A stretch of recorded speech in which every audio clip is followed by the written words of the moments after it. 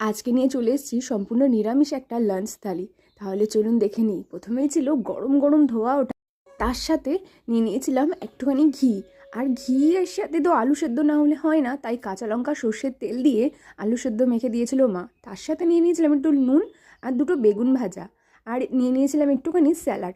স্যালাডের মধ্যে আজকে ছিল ওই টমেটো, গাজর, শসা আর একটা কাঁচা লঙ্কা। আর এই ডাল আর বেগুন ভাজা দিয়ে খাওয়ার জন্য ছিল পাতলা করে ডাল। ওই একটুখানি ফোড়ন, মানে ওই জিরে আর শুকনো লঙ্কা হালকা করে ফোড়ন দিয়ে বানিয়েছিল। তারপর ছিল সয়াবিন, আলু, মটরশুঁটি, টমেটো সব দিয়ে কষা কষা করে একটা সয়াবিনের তরকারি। এই মানে এত কষা কষা করে করাতে এটা এত টেস্টি হয়েছিল, কি বলবো। চিকেন মাটনকেও হার মানাচ্ছিল। টকের মধ্যে আজকে ছিল কুলের আচার।